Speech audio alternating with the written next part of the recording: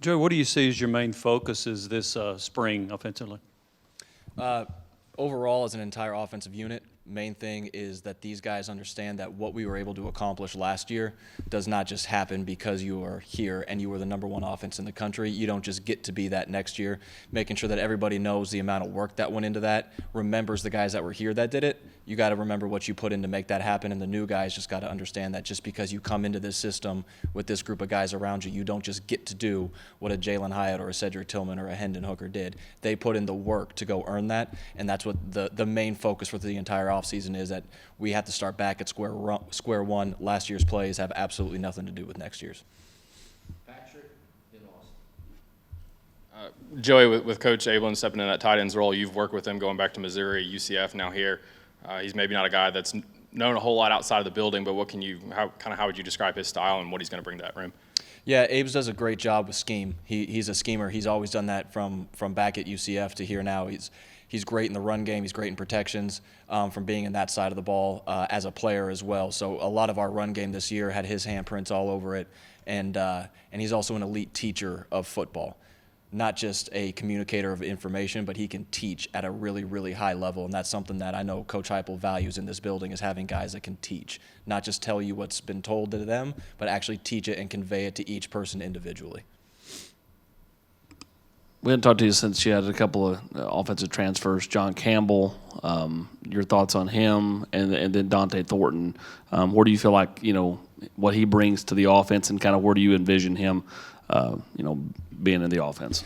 Yeah, starting with John Campbell, you have a very large athletic guy right there, that long arms, big hands, like he is everything that you want as a tackle. He'll have a great chance to compete for a bunch of playing time. We got three or four or five really good tackles in that room that can go and play a bunch of ball. Really excited about what his athleticism and his experience. He's played a lot of big-time football, so he's not going to step into any kind of arena that's too big for him. So we're really excited about what he can bring. With Dante, really big guy that can run. He's 6'4" plus, and he's the day he steps on the field, he might always be the fastest guy on the field. So that guy can really roll, and he does a great job of giving you position flexibility with what he's done. His ability to get in and out of breaks, he's fluid. He can roll over the insteps. He can do all of that type of stuff. He can read defenses from his time playing college football. So he gives you a chance to move him all over the field and create mismatches.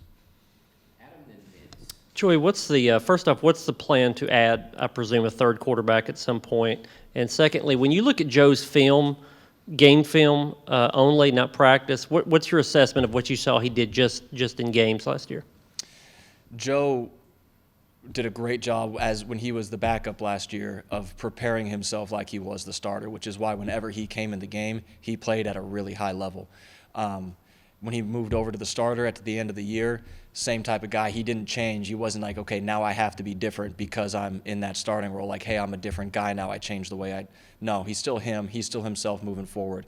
And that's why you saw him continually have more and more success from the week one, I'll call it, against Vandy to the Orange Bowl. He just kept growing. He doesn't feel like, I'm an older guy. I've got this thing figured out. He still attacks his preparation as if he's a young guy. I want to learn. I want to know everything. And that's why you're seeing him make the growth that he's made.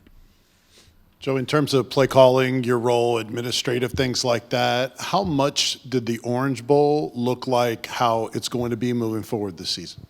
Yeah, the Orange Bowl was still us. That's who we are.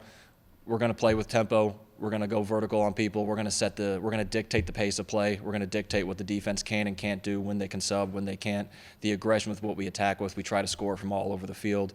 One of our biggest sayings is it's really hard to score when you're not trying. So we try to score the ball. Whenever we get it, we anticipate crossing the goal line with it. That is who we are. We're going to attack. That ain't changing. That's what we are. It's what we said we were going to be the first day we got here. Nothing that is changing now. Brent, Ryan, and Austin. Joe, has anything changed for you the last month and a half since the Orange Bowl? I mean, I guess you're running the room now. Does that feel different? Have you had a couple of aha moments where you're like, oh, they're looking for me for like the answer or anything like that? Not maybe a little bit. It's been more, running the room, but the guys in there, it's been so communal in there from the very beginning. Everybody has a voice in it. Now, at the end, Coach Heupel or myself has to make the final call. Okay, this is what we're ending up doing. But it's never been one guy talking and everyone else taking notes. It's always been extremely conversational. That's how the whole building is run. So as far as that one, it's not. It's been mostly on the recruiting side of now being responsible for the entire offensive side that you're recruiting, as opposed to just make sure you get your position, of having more phone calls to make, more contact to make with kids, and when they're on campus they have a coordinator meeting. So just there's a lot more to it on that side of the spectrum, as opposed to just being in the room and talking ball, which is what we do. Joey, obviously back-to-back off seasons, Coach Heupel's promoted from within to fill vacancies on the offensive side. What if anything does that say to you about his philosophy? You've been with him for a long time, about when it comes to promoting guys from within, and as opposed to going outside to hire somebody else. I think it starts with what Hype expects from what we call the young coaching staff, the support staff on the side, is that they are coaches. They know football, they know how to teach, they know how to work, and they know what we do and how to do it at a high level. And that when he brings them in on the front end, he's not just hiring like helping hands. He wants to hire people that he sees being able to take that next step in the future. So it's not exclusively that way, but I think that's why you've seen that 2 years in a row, because he hired 2 young guys that he knew were elite at their position, and he got to see that firsthand for a year on one end and 2 years on the other end, and knew with a lot of confidence that they'd be able to step in and perform at a high level. Cam Seldon's a different looking kid. Yeah, and so like, where do you kind of envision him starting the spring? And if it's tailback, how different is he compared to the rest of that room? Just because he walks in the room physically bigger than most guys are, having been here 2 or 3 years in the weight room. Yeah, he gives you a chance to do some really fun stuff. Obviously, with a young guy that's first time in the building, you got to be careful not to bog somebody down and overload them with everything you could do. You got to get him good at one thing first. Where he ends up starting up, well, as we get through our pre-spring stuff, before we get on the field for spring ball, we'll make that decision more definitive as we roll, just based on what he can handle, what he does well, what he doesn't do well, and then be able to, once he gets one thing cemented, okay, he's really good at this, now you can start growing a guy like that's extra roles, really whatever they can handle, starting at a young age and moving on through his time throughout the program. Joe, as you know, Nico was in an unusual situation where he got a chance to practice with you going into the bowl game, but then he went to play in the Polynesian Bowl. Can you take us through his experience there, and you guys being for him being able to go there and do that? Yeah, loved having really all these guys here. We basically got another spring ball with them almost, and a lot of them were doing scout team and all that, but just being able to sit in meetings, start learning the terminology. He came back this January, and he had transferred all of his notes over to his iPad that he had, and he knows a lot of the way we call stuff, the way we take our drops, all of that when he first got on campus is monumental, because now you can start going into the details of actually playing the quarterback position, because he has a good, firm understanding of what we're trying to accomplish when we're calling plays. Now, he's young, he's got to learn. But I thought it was great that he got to go play football with us in December and then go play more football and then come back, so you're not 2 months off your high school career the first time you're picking up a ball again. I thought that was really beneficial for him, and I love when the guys can go play their all-star games. It's a cool experience for them. It's it's something that they've earned over their career, so we would never take away someone's ability to go play in an all-star game. You mentioned that Thornton could play all over the field. How important is it for you to have receivers that can play multiple positions and perhaps create more mismatches? Yeah, that's big. Anytime you get, skill position players that can create matchup issues, whether that's size on a smaller DB or speed on a bigger, linebacker, it gives you an ability to create things that can create explosive plays in the offense that are outside your realm of what you typically do. And whenever you can put stuff like that on tape, I think you just become more and more difficult to defend. Your base stuff is still what you do. You got to operate that at a high level. But as soon as you can start getting in there and saying, okay, like, how do I get this guy on this guy and create a matchup in our favor? Now you're working with some stuff that can be some game-changing type situations, which you saw us do with Jalen Hyatt quite a bit last year, getting him on the right body, not just putting him on the same guy over and over, but we got him on a certain person specifically, and he was able to turn those into touchdowns a lot of the time. Coach Halzle, what's the biggest thing you learned or will take away from working under Coach Golish? Yeah, the biggest thing from Coach Golish, he's extremely organized and detailed about how he goes through really every aspect of this job, from organizing the staff room to organizing the unit meetings to organizing recruiting. Everything about that was not just shooting from the hip. So understanding that I probably don't even know everything that I don't know yet, just as long as you're detailed oriented and I know exactly how I want to go through everything, now it gives you a chance to get out ahead of those maybe mistakes that you would make as a first-time coordinator. We're like, oh man, I didn't see that one coming.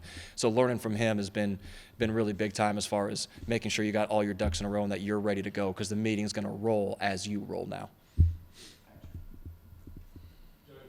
With Taven leaving, is there a need to go get a third scholarship quarterback, or can a guy like Gaston or Navy be that guy for you guys? They're going to have a chance to this spring. Absolutely. What with the transfer portal, you never know what's going to come in and out of your building anymore. So do you have to have a chance to be always evaluating? Yeah, absolutely. But we really like the guys in that room. We really like the guys. We have good players. We have good people that are smart and competitive and tough, and that's how we're trying to build that room. So, don't see a pressing need, but it could absolutely be one at some point. So I'm not going to sit here and say either way yes or no at this point. Hey, Coach. How did you find out that you were promoted, and what did that moment mean for you, having been part of this program? Hype called me. He said, "Are you ready?" I said, "Yes, sir." He said, "Okay." And that was kind of the end of that one. But what it meant to me was it's been fun moving up, because I've been with Coach Heupel my whole career, and I think for a lot of young coaches, sometimes it's hard to get out of that view as like a support staff type guy, and it was just getting moved into my first position job and then getting brought here and then getting bumped up to coordinator. It's just that he sees that I am doing it the right way and the way that he wants it done, and that he sees that I can be a benefit to the program, because if he didn't see it that way, it wouldn't have happened. He was not just doing it just to do it. So that was the biggest thing, is that he's instilling the confidence without having to give you like a pep talk, because he understands that this was the best thing for the program in his opinion. It's rare that a true freshman gets a ton of reps in their first spring, even if they're an early enrollee. How much of a benefit do you think there could be for Nico to just get enormous amount of reps? Yeah, with the numbers in that room, there's a lot of reps to go around, which is completely different from the last couple of years that we were here. It's huge. The biggest thing about freshmen getting here, whether it's December for bowl practice or in spring ball, is they get a chance to mess it up. They're going to. I've told them that. You're going to mess it up. Don't play timid. Don't play slow trying to be right. Play fast as you can. Rip it all over the field. Make your mistakes. We'll come in the film room and we'll learn from them, and then we'll go back out there and try to make less each day as we're moving forward. But it gives you a chance that when fall camp comes around, they're not trying to figure out what to do. They've run all this before. They've seen all these different defensive looks, and now they're finding themselves as a player and how they operate within the system, which now gives you a chance to actually go operate with live fire in the fall.